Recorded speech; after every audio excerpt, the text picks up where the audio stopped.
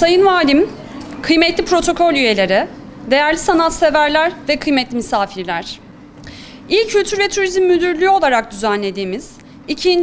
Ulusal Siirt Foto Safari Yarışması ödül törenine hepiniz hoş geldiniz.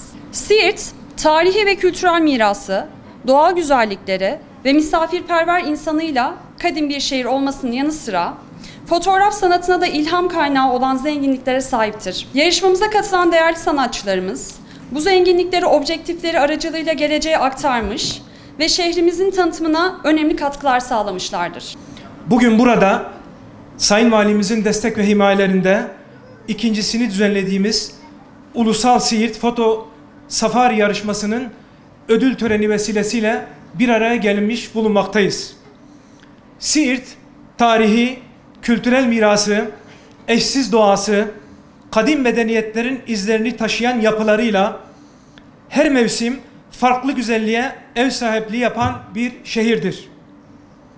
Bu güzelliklerin fotoğraf sanatı aracılığıyla ölümsüzleştirilmesi sadece ilimiz için değil, ülkemiz için de büyük bir değer taşımaktadır.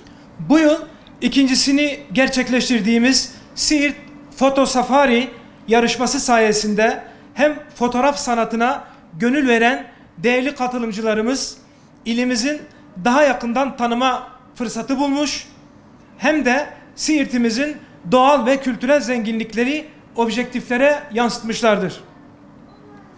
Değerli sanatçılarımızın eserleri geleceğe bırakılacak en güzel miraslardan biridir.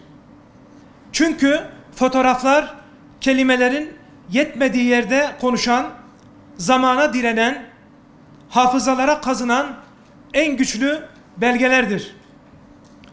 Bu anlamlı etkinlikte desteklerini bizden esirgemeyen Sayın Valimize, jüri üyelerimize, kamu kurum ve kuruluşlarımıza, yarışmamıza katılım sağlayan bütün sanatseverlerimize teşekkür ediyoruz.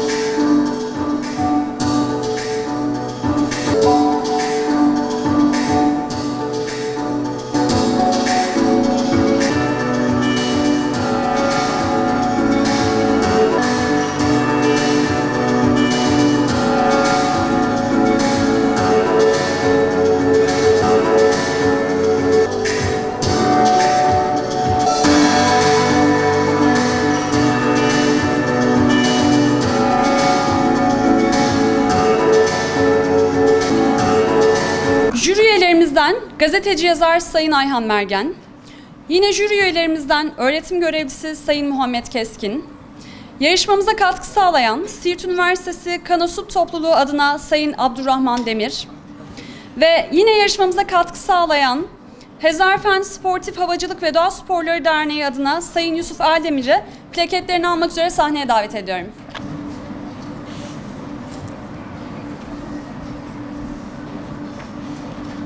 Üçüncülük ödülünü kazanan değerli sanatçımız Fatma Kartal Bekçi'yi sahneye davet ediyorum.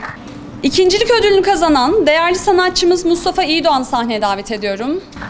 Ve son olarak da 2. Ulusal Siirt Foto Safari Yarışması'nın birincilik ödülünü almaya hak kazanan Hasan Ürey adına vekaleten Serkan Işıktaş'ı sahneye davet ediyorum.